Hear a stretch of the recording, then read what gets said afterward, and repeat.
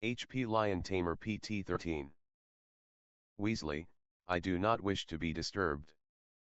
Except by Madame Bones. Don't answer any questions from the press, do you understand? If anyone asks anything, you are to reply with no comment. Minister of Magic stared hard at Percy Weasley, who could only nod in response. Percy had only arrived a few moments before his new boss, and had not yet even had his morning tea. Much less opened his case to retrieve the files he'd been studying the night before to prepare for the meeting with Germany's minister that afternoon. In the few months he'd been working directly under the minister, he'd never even heard Fudge so much as raise his voice. However, this morning it looked as if Fudge's head could explode at any moment. Damn that boy! Fudge snarled, slamming his office door behind him. He flicked his wand at the fire, igniting it. He mumbled curses at the famed boy who lived as he took off his cloak and his bowler hat before stomping over to the fire and throwing a handful of flux powder into the flames. Hogwarts, Defense Against the Dark Arts Office. Fudge shouted as he stuck his head in the emerald green flames. Fudge usually enjoyed the feeling of the flames tickling his face when he made flux calls, but this morning, the fire could have been burning his face to ash, and he wouldn't have even blinked. Dolores? Dolores! Fudge shouted. The woman had to be in her office, they always spoke at this time on Mondays. Umbridge would give her report about Dumbledore's activities, and wait to be advised on what she should do next. Fudge was seething as he called again for his undersecretary to appear. The moment she did, Fudge felt boiling hot rage in his veins. Good morning, Minister. Do not good morning me. I thought you told me you had things in hand there. Umbridge looked shaken. What do you mean? The boy. Potter. He spoke to the press over the weekend. He accused you of using a blood quill. He's told his story about he who must not be named's return. Surely there is nothing to fret about. The editor of the Prophet won't run any story from the boy. He spoke to foreign press. Potter talked to reporters from the French and Bulgarian newspapers, and he's gotten Rita Skeeter to do an exclusive. Fudge said between gritted teeth. I've been hounded by reporters since late last night. The Minister of Germany was supposed to meet with me today, but cancelled saying he couldn't trust me if I'd lie about the innocence of Sirius Black.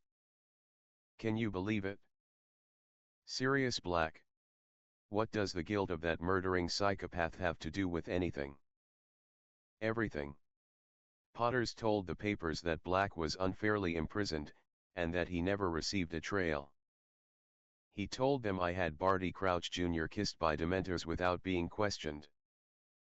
He's completely undermining everything I built. We have to do something before things get out of hand. What do you suggest, Minister? Umbridge gulped. I'm sending Oros to search your property at the school. The first thing we have to do is show that the boy is lying by proving you do not have a blood quill.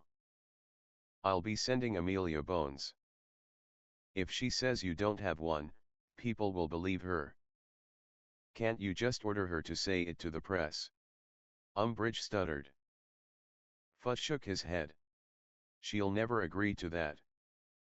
She believes in Dumbledore. No, she must see it for herself. I know you two don't get along, but she'll do her job without bias. Allow her to search whatever and wherever, is that understood?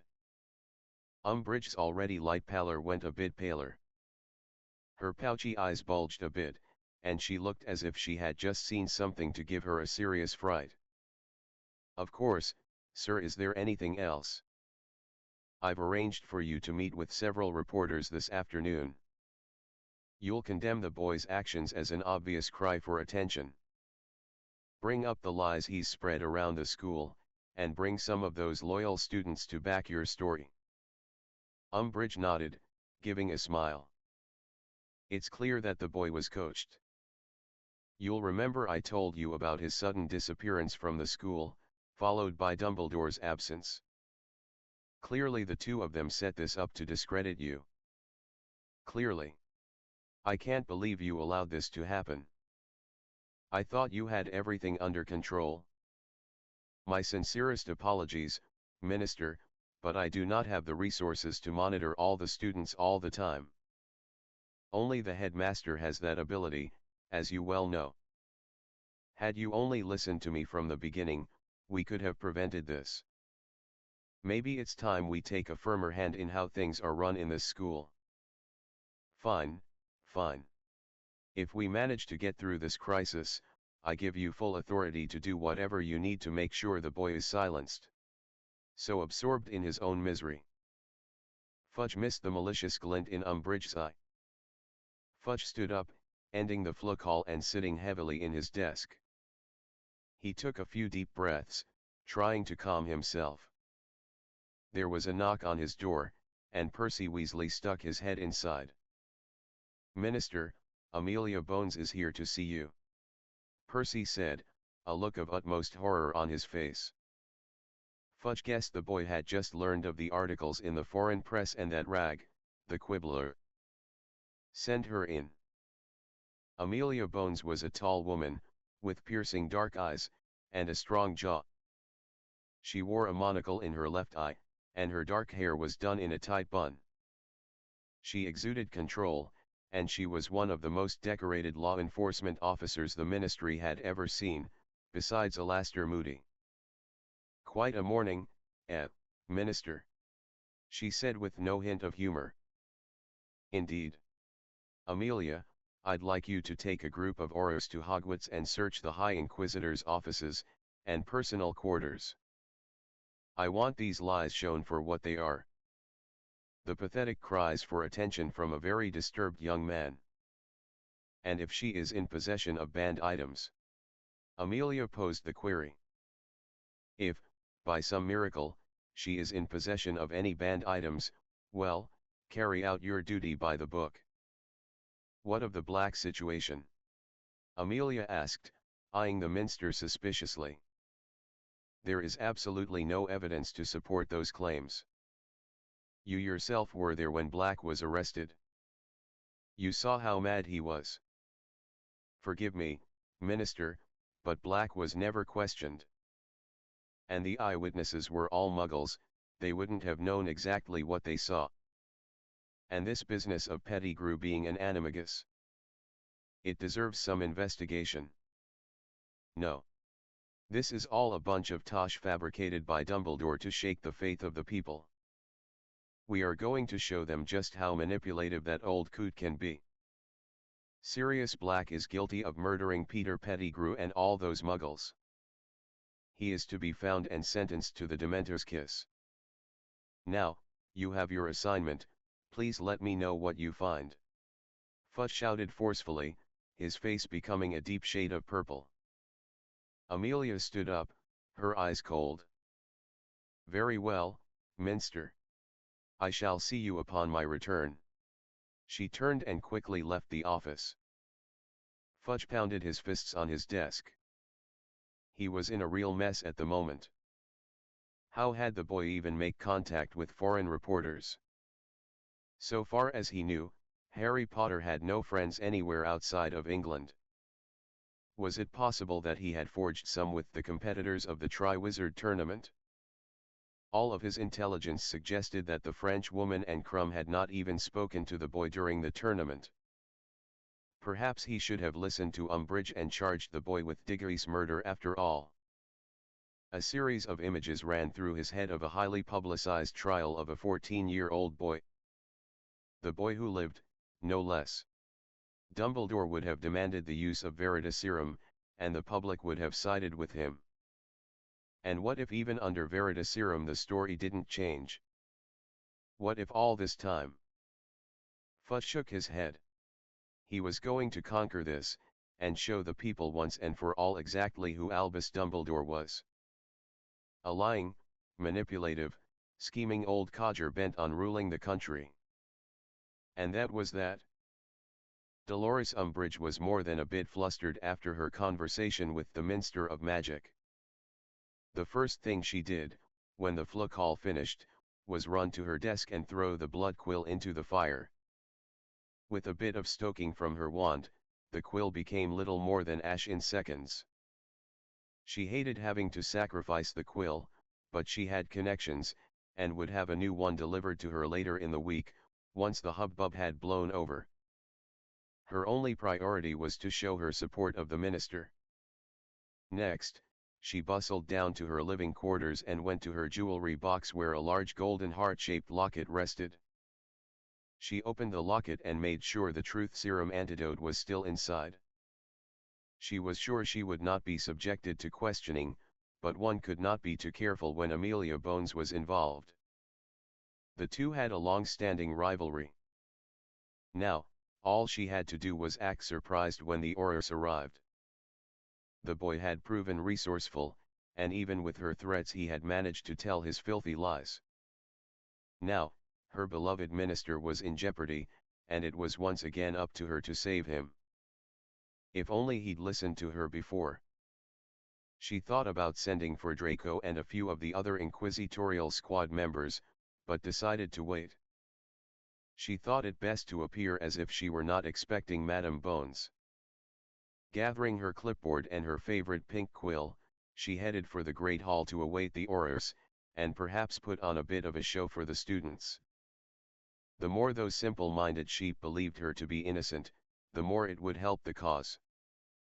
Dolores Umbridge had only one thought as she headed for breakfast.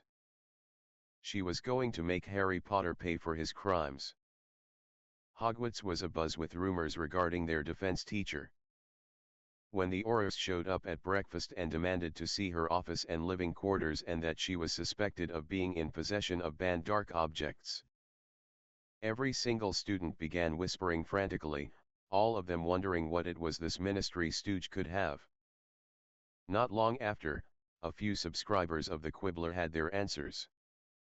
Luna Lovegood skipped over to the Gryffindor table and sat right next to Harry, handing him a copy of the magazine. Daddy sent this with his compliments. He felt it was important to get out a special edition. Harry unrolled the magazine to see his picture, blinking back at him. It was a photo from the year before, right after the first task. If the cinched jersey was any indication. Harry Potter names Death Eaters, tells of ministry corruption, you know who's alive. That was really fast. Daphne said, looking at the picture. I suspect the foreign papers got their stories out yesterday, and the ministry is scrambling to save face. Neville said. I can't wait until they find that damned quill. Harry said just as Madame Bones was passing by, with Umbridge in tow. Umbridge shot Harry a cold glare as she sauntered by. Maybe if she gets sacked, the Gryffindor team could reform. Ron said happily. I'd just be happy to get rid of her goon squad. Daphne said, staring across the Great Hall to where Malfoy and the other inquisitorial squad all sat watching Umbridge leaving the hall. He's so insufferable in the common room.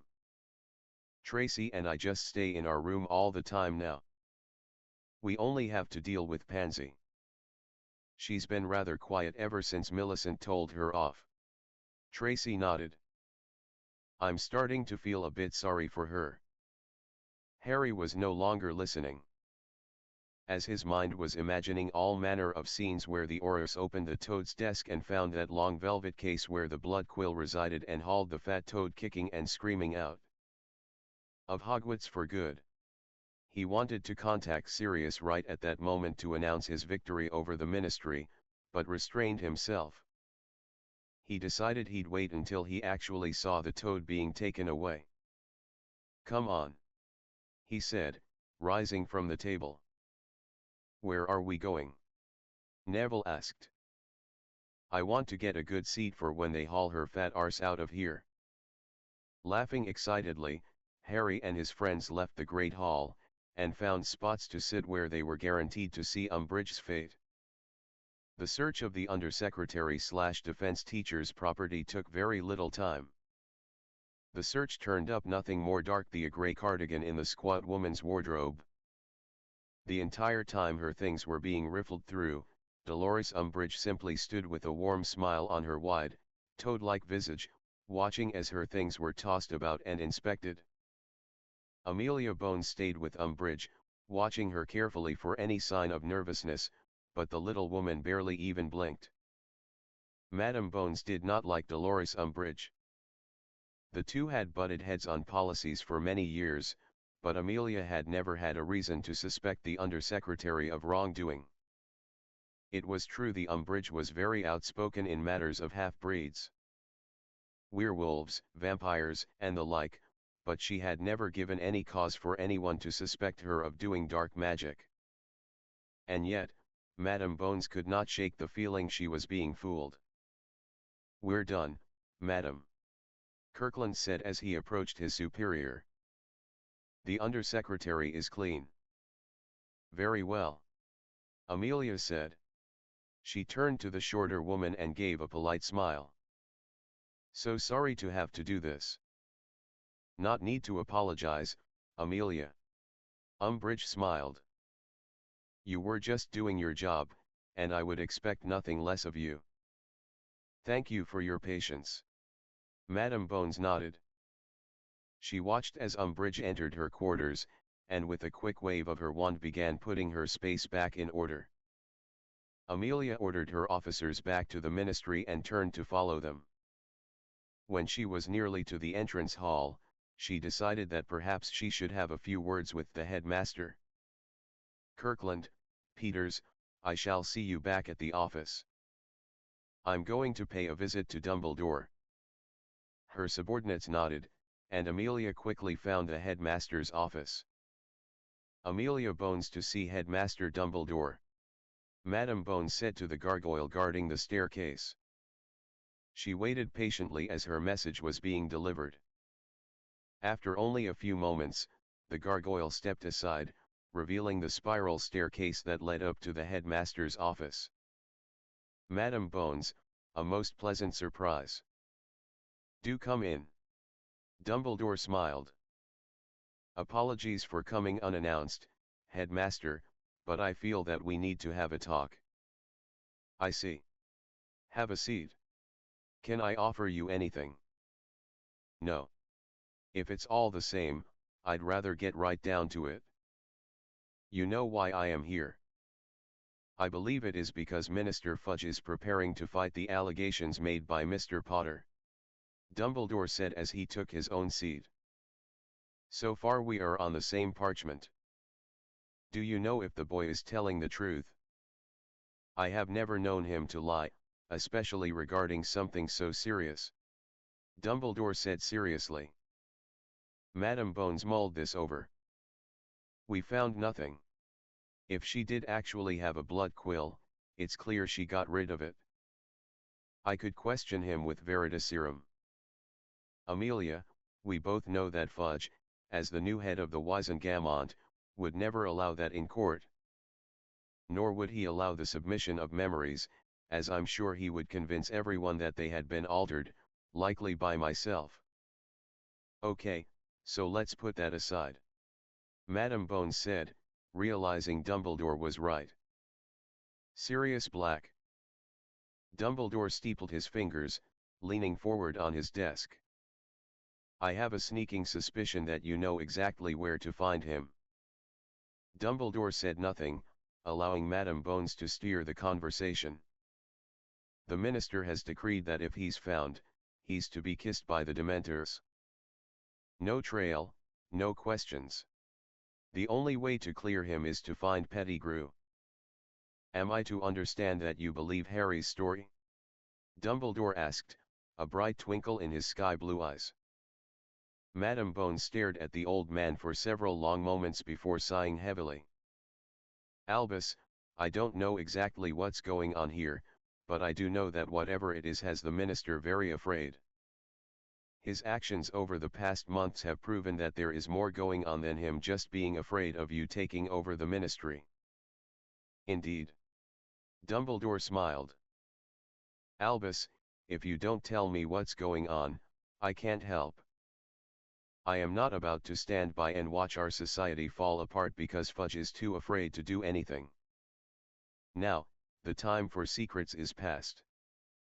Dumbledore sat back in his seat, looking at the head of the law enforcement division. He wasn't quite sure he could trust her, despite her extremely outstanding service record. He knew that the Order of the Phoenix could use more help, especially from the Aurors. The Death Eaters had an army, and the Order would need an army to fight them. Not to mention the help that Harry would need to accomplish his destiny. For the greater good. Dumbledore thought to himself. What I tell you must not be repeated. We do not yet know exactly who we can trust. This is a serious infraction, Professor, you cannot deny it. Umbridge said, her rosy pallor becoming something rather frightening to behold, and yet, Dumbledore merely smiled back at her. As I have said, quite clearly to you, Harry Potter did nothing wrong. He merely spoke to reporters on his own time. He was not in school when he spoke to them. There have not yet been any rules written about what a student may or may not do outside these walls, nor do I think we would truly have the power to enforce such restrictions. Umbridge's fat little fists clenched tightly. He lied. He is spreading a disease of mistrust through our society. Even you cannot deny. Deny? My dear Professor Umbridge, so far as I know, Harry Potter knows he must not tell lies. There was no mistaking it. Umbridge's boiling hot rage cooled somewhat as Dumbledore's usually sparkling blue eyes went, for just the briefest of moments, dark. She gasped at the words she knew were carved permanently into the boy's hand, having watched him do it. You're playing a very dangerous game here, Headmaster. Umbridge snarled. You can't protect the boy forever. He is going to face justice for his crimes. And exactly what crimes are those, madam? Expressing his opinion? So far as I know, he still has the freedom, under our government, to say whatever he likes about whatever he likes. A freedom that we all share. Umbridge's jaw was clenched so tightly that it was shaking. Her eyes were narrowed slits of displeasure. I think this meeting is finished. Dumbledore said, and with a wave of his hand, his office door opened. Umbridge gave one last look of dissent and left. She quickly bustled down to her office, where she had several new educational decrees to submit to the Minister of Magic. As she walked, her mind mulled over everything that had happened today. She had been forced to destroy her blood quill, and she now knew she would be unable to replace it, as Madame Bones had let slip that Aurors would now be handing mail searches. Her dream of order was coming crashing down around her. From the moment she had convinced Cornelius to put her in Hogwarts to be his eyes and ears, Dolores had begun harboring a new dream, one where she would rule over the students and mold their minds. She had begun to dream of a new society where wizards and witches understood their place in the world, and purebloods would once again reign over all lesser beings. Order to chaos. But two people stood in the way of that now. Albus Dumbledore and Harry Potter. They had to be removed. Dumbledore would be a tough nut to crack. He was quite powerful, and Umbridge still did not have enough support behind her to remove the old codger from his throne, so to speak. Potter, on the other hand. Potter she could scrape off her shoe like so much owl droppings. She had only but to catch him. She believed he was leading a group of students in a rebellion against the ministry. She knew they were meeting somewhere in the castle, though she had been quite flummoxed as to where. She had originally wanted to get one of her inquisitorial squad in with that group, but other than Potter, Weasley, and Granger, she was unsure who else was a part of it. Green grass was, of course, how could she not be? Umbridge was still at a loss to understand how the green grass girl, coming from such a noble and respected bloodline, could sully her family's name by even associating with Potter. It was something else Umbridge felt needed to be remedied.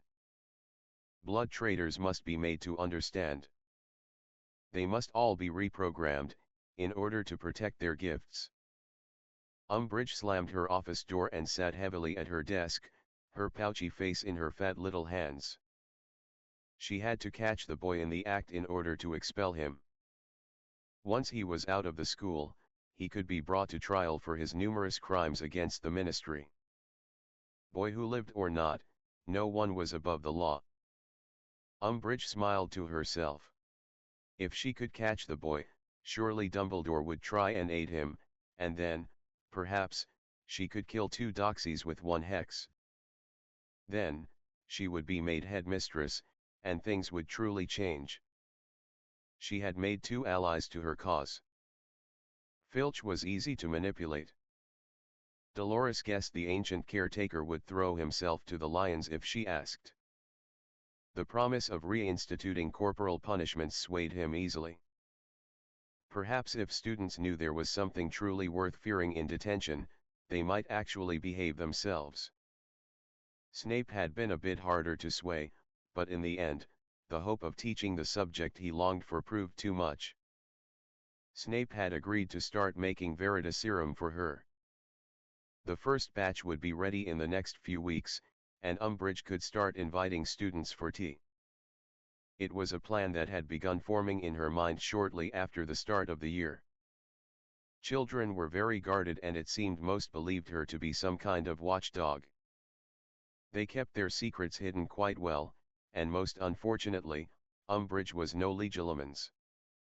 So, she would question them all with a nice cup of tea, and then, she would begin to get her leverage.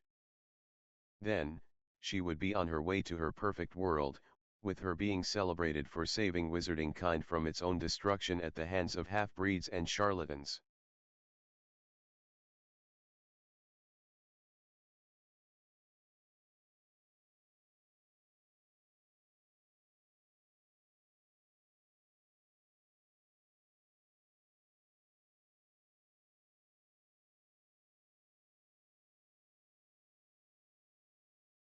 Over the next months, classes had become exercises in exhaustion for 5th and 7th year students.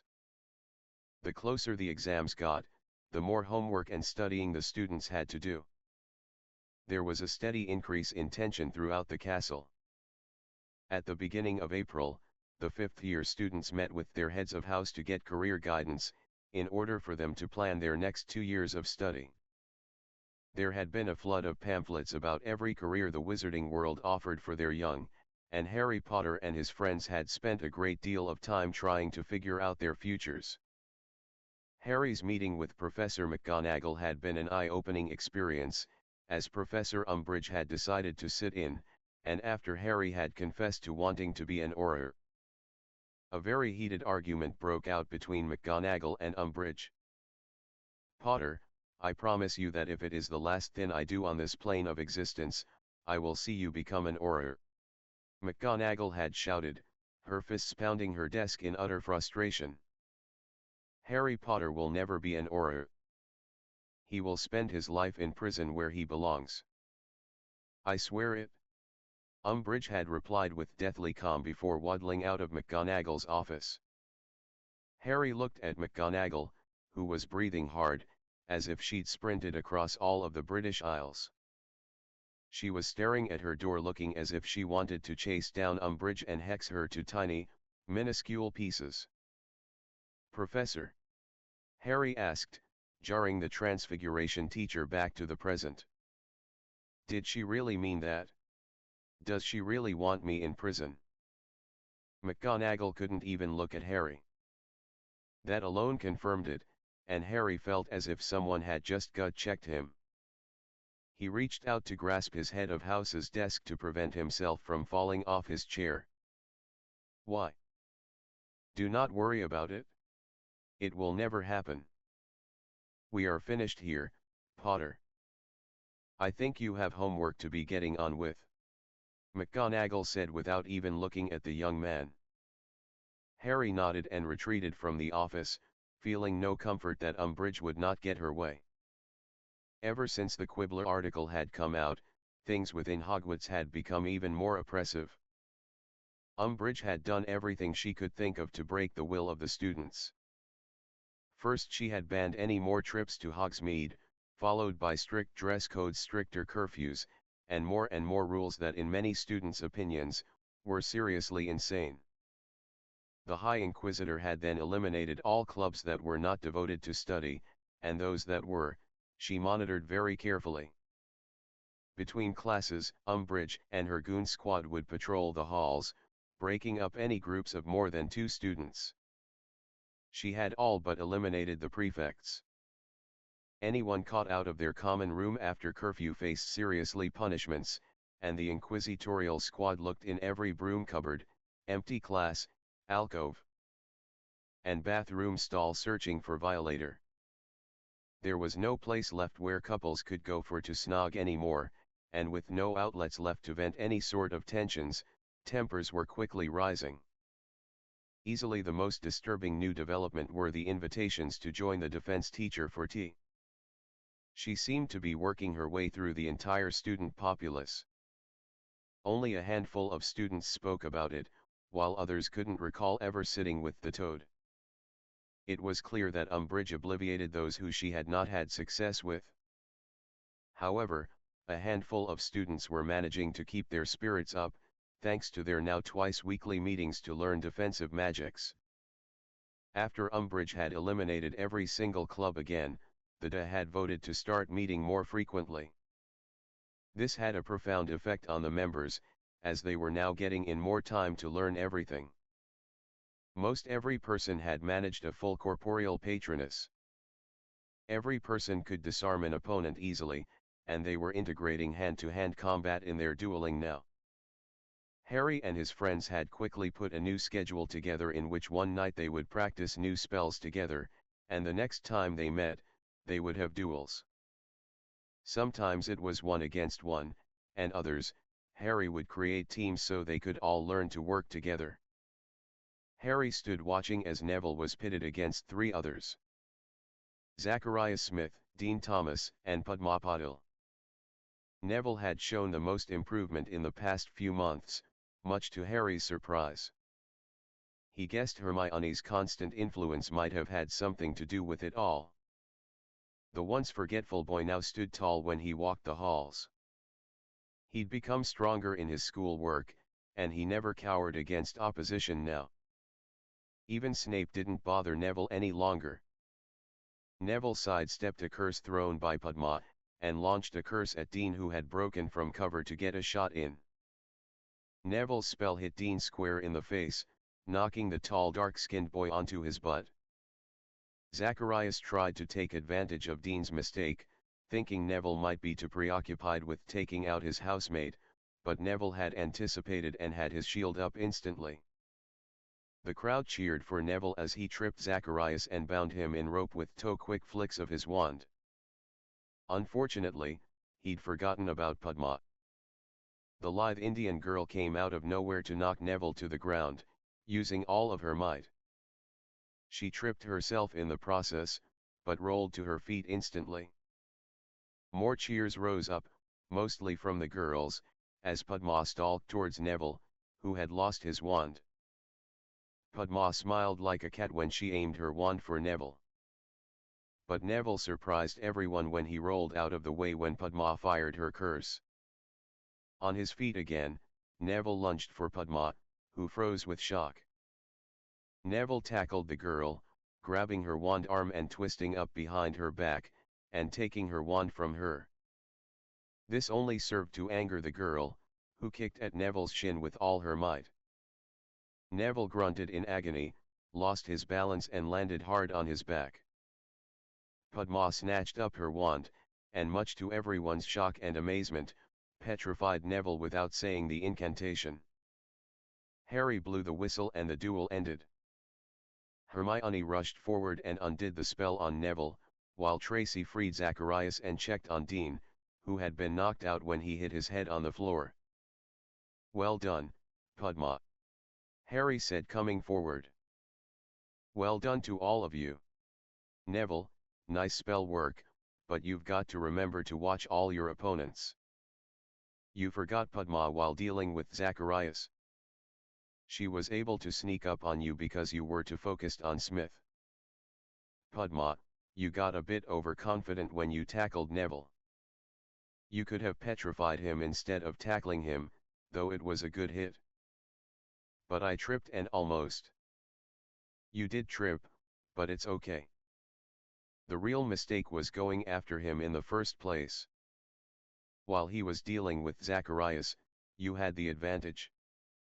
There was no need to take him down physically because you had the element of surprise. There was a crack in the back of the room, followed by several shouts of surprise. Harry turned as the crowd began parting, and to Harry's great shock, Dobby the house elf came forward looking seriously frightened. "Harry Potter, sir." "Dobby? What is it?" Harry asked, kneeling in front of the rather shaky elf. "Dobby has come to warn you, Harry Potter, sir. The Pink Lady is coming for you. She has learned of your secret meetings."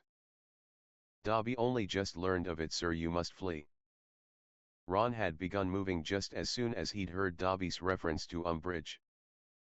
He'd gone to Harry's cloak and dug the Marauder's map from its pockets. He opened it and found that Umbridge, Filch, and all of the Toad's inquisitorial squad was outside the room of requirement as they spoke. "Oh no," he muttered, just as the room shook with a ear-splitting boom. Everyone looked at the door, chills running up their spines as it cracked. "We been sold out," Ron said, looking to Harry. Harry felt someone take his hand, and turned to see Daphne looking worried. "Harry, what do you want to do?" Fred asked. George looked as if he was ready to fight as well. In fact, everyone in the room looked ready to defend themselves. Harry felt a surge of pride at the people around him. They were united with him, ready to fight against Umbridge for what they all believed in. Him. Harry Potter. And Harry knew then that this was not their fight. It was his, and he would not allow anyone to take the fall for him. Not if he could help it. No, he would face the consequences of his actions, no matter the price. There was another loud boom and the door creaked ominously. They all knew it wouldn't hold up much longer. "Get ready to run," Harry said. They all looked at him with shock. "They won't be able to catch all of us. Run, and run fast." Everyone stared back at Harry with confusion, but they all gathered their things and prepared to do as Harry had told them. Harry hung in the back of the room, knowing that it was really him that Umbridge wanted. He was resigned to his fate when Daphne took his hand again. "I'm not letting you do this alone," she said. "Us either," Hermione said firmly. She, Neville, Ron and Tracy all stood with him. Even Astoria joined them. And then, one by one, the others all came back to stand around their leader. Their friend. Watch of them unwilling to abandon Harry to his fate.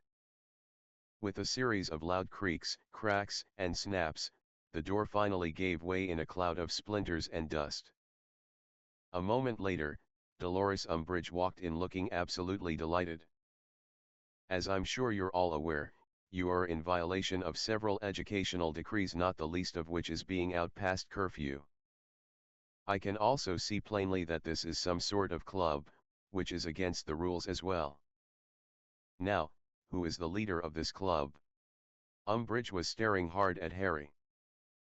"No one is the leader." Umbridge blinked once and then turned to look at Colin Creevey. "We never had a leader, we were just all trying to help each other," the skinny fourth-year boy said, looking to the others around him.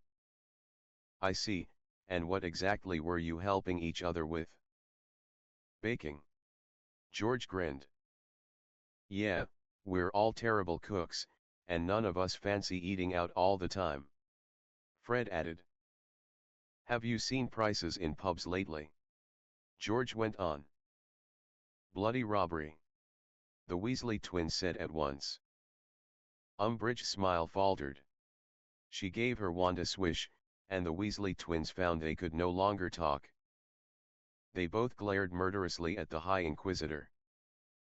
Professor, this will give you your answers. Draco smiled, handing a familiar parchment to Umbridge. Where did you find this?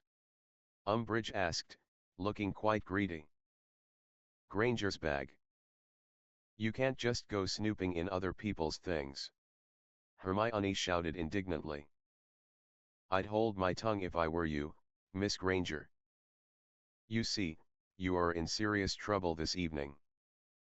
You may even be expelled. Harry knew by Neville's sharp intake of breath that Hermione must have just squeezed his hand very tightly. It was Hermione's biggest fear to be thrown out of school. Well, Mr. Potter, it appears you and I have an appointment with the headmaster. The rest of you will return to your houses. Tomorrow we will be discussing punishments. Umbridge stood aside watching each and every student pass her on their way to their houses, each and every one of them glaring contemptuously at her. That includes you as well, Miss Greengrass. Do not make things worse for yourself. Umbridge smiled. Daphne looked to Harry, who nodded for her to go. Daphne wanted very much to stay next to Harry, but he gave her a soft push, and she knew he was going to face Umbridge alone, and she could do nothing for him. Draco, see that she gets back to her house. Umbridge said, and Draco gave a triumphant smile to her, and a wicked grin to Harry, who was now starting to get angry. Follow me, Mr. Potter. Umbridge said, all sweetness gone from her tone. And if I refuse? Umbridge's smile fell at once and she walked to Harry, and stared coldly up at him, as he was a head taller than her. I am not asking you, boy. She said venomously. I've finally caught you, and you are going to be punished, as you should have been all along. Even the great Albus Dumbledore, she sneered, icy bitterness in her tone. Won't be able to save you now. Umbridge grabbed Harry by the front of his robes and shoved him past her. Harry, caught off guard by the stubby little woman's strength, stumbled, tripped on the hem of his robes and fell forward. The two-way mirror slid out of his pocket and skidded along the floor. What is that? Umbridge asked. Nothing. Harry said, trying to reach it, but Umbridge was quicker. Oxio. The mirror shot up and into the fat little fingers of the High Inquisitor. Let's find out. Specialis Revelio. Harry stared in horror as the mirror glowed white and then blue. A communication device. How extraordinary. With whom have you been speaking to? More reporters? No. Harry shook his head. It's a joke item I got at Zonko's. Harry lied, thinking quickly. Lies. Umbridge shrieked. I will not tolerate lying. She threw the mirror across the hall and into the stone wall, where it shattered into 1,000 sparkling pieces. Harry felt his heart sink. Without his mirror he could not speak to Sirius. His blood now on fire, Harry turned back to Umbridge, who was once again smiling. No more exclusives for you, Mr. Potter. She laughed. Harry drew his wand now, his rage getting the best of him. However, Umbridge had been waiting for it, and Harry found himself bound and unable to move. Harry cursed himself for falling for her trap. She'd had her wand out the entire time, just waiting for the moment he lost his temper. Now, instead of walking to the headmaster's office, he was being floated along. As soon as they entered Dumbledore's office, Harry heard McGonagall gasp. What is the meaning of this? The Transfiguration teacher asked angrily. Release him at once. I do not think so. Umbridge simpered. The boy is dangerous. He tried to attack me only a moment ago. I seriously doubt that. McGonagall said gruffly. Harry felt his body relax as the curse was lifted, and he quickly got to his feet. It was clear from the death glares from Umbridge that Dumbledore had released the spell. Harry saw that they were not alone. The Minister of Magic was there, looking extremely pleased, along with two Aurors, one of which he recognized. However, before he could greet the man, Kingsley Shacklebolt gave the smallest shake of his head. "Now that we are all here, I think we should get to the bottom of this," Dumbledore said, bringing the attention of the room to him. "Quite right. I am a very busy man these days. A lot of problems with foreign ministries. Seems they don't trust me anymore," Fudge said, giving a scathing look to Harry, who merely shrugged.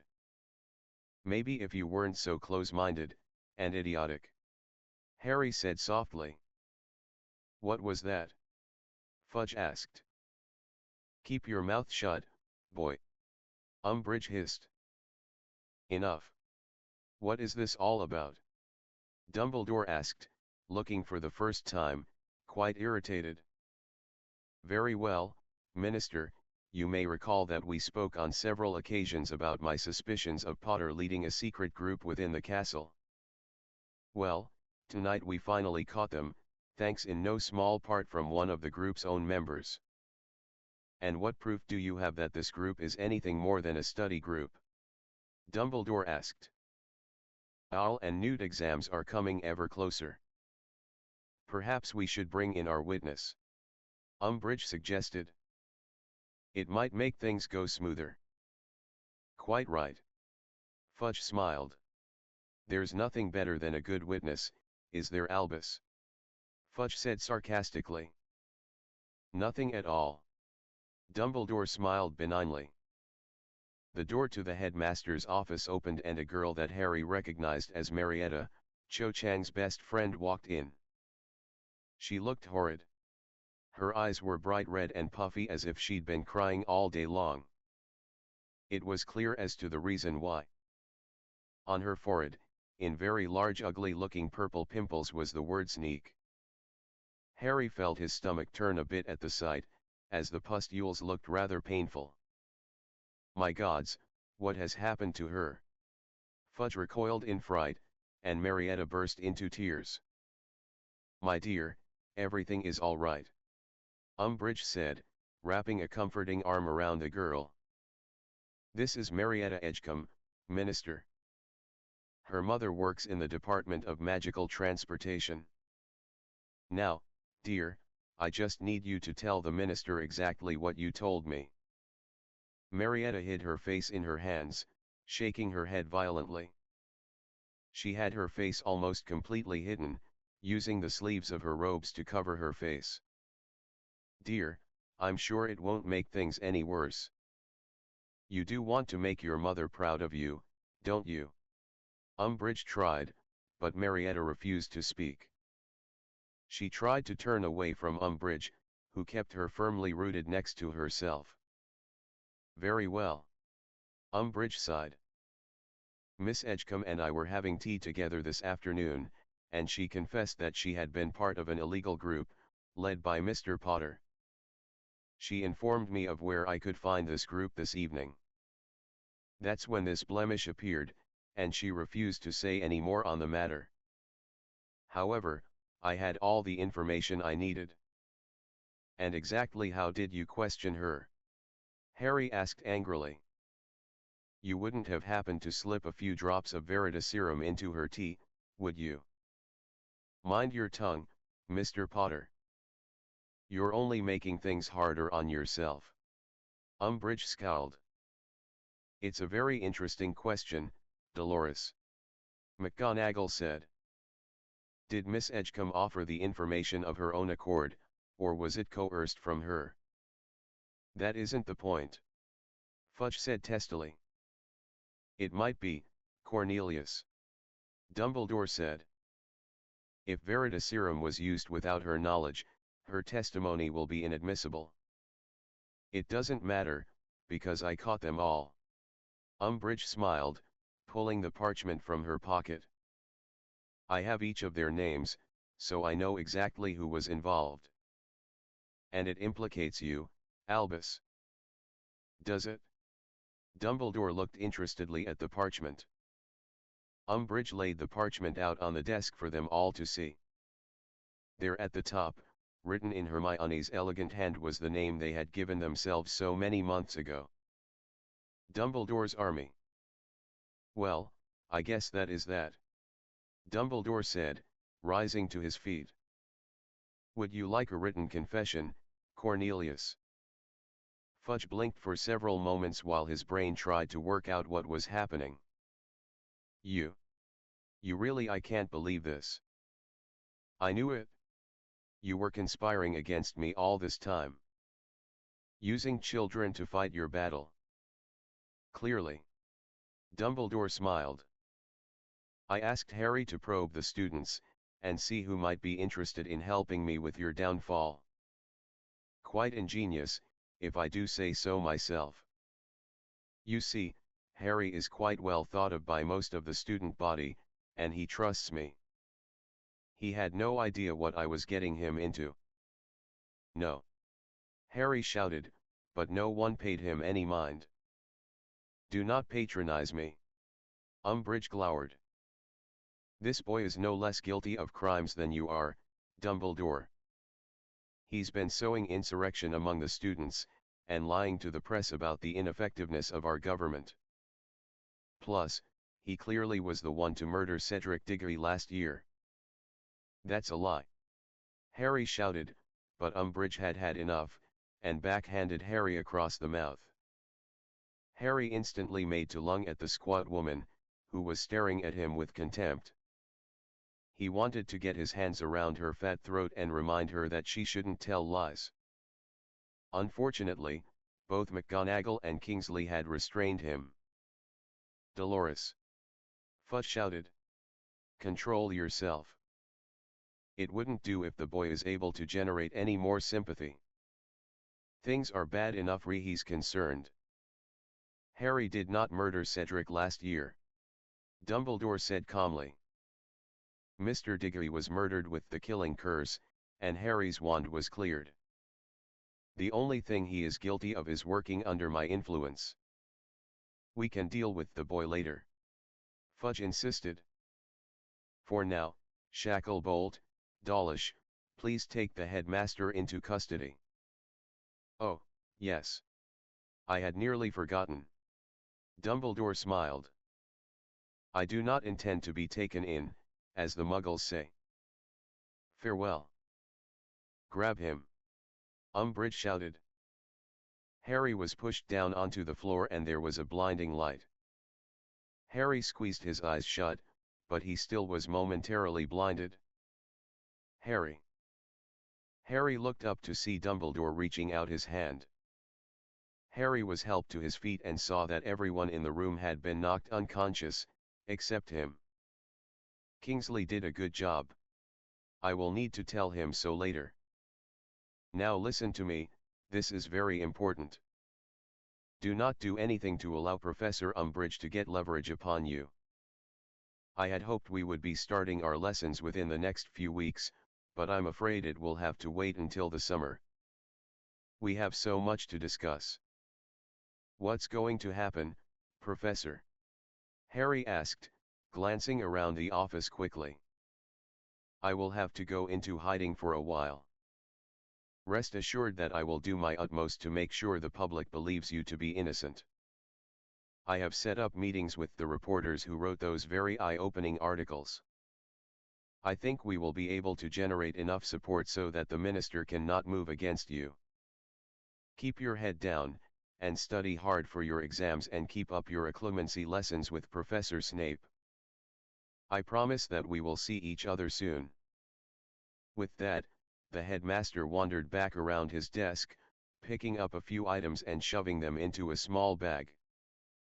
He then whistled and Fawkes, the brilliant red phoenix, flew from his perch, latched his feet around the headmaster's arm and in a flash of flame, vanished. Where is he? Fudge asked, being the first to recover. Harry saw that Umbridge, the Aurors, McGonagall, and even Marietta were also stirring now. Damn it! Fudge screamed. Get up! Get up! Dawlish and Kingsley got shakily to their feet. Fudge was mutilating his favorite lime green bowler hat in his anger. I want every Auror we have hunting him. Get back to the ministry and tell Madam Bones I want to see her immediately. Dawlish bowed and left at once with Kingsley following him. Fudge turned back to the two teachers. Dolores, you are officially promoted to headmistress for the interim. The Board of Governors will be notified, and I'm sure they will vote you as the new headmistress permanently. Minerva will serve as your deputy until further notice. Umbridge looked about ready to squeal with delight, while McGonagall looked ready to vomit. What of Potter? Umbridge said, still smiling delightedly. Without Dumbledore, he's harmless. Fudge said offhandedly. He's of no more concern. We have much bigger fish to catch. Fudge turned and gave a warning look to Umbridge, who nodded her understanding. When Fudge turned around to leave, Umbridge gave a very disturbing look to Harry, which chilled him deeply. Harry knew then that despite what support Dumbledore promised to drum up, or Fudge's reprimands, it was not going to stop Umbridge from getting Harry. She saw him as a poison that desperately needed to be eradicated before it spread and infected her new order that she had only just won. Summer could not get here fast enough. Please like and subscribe.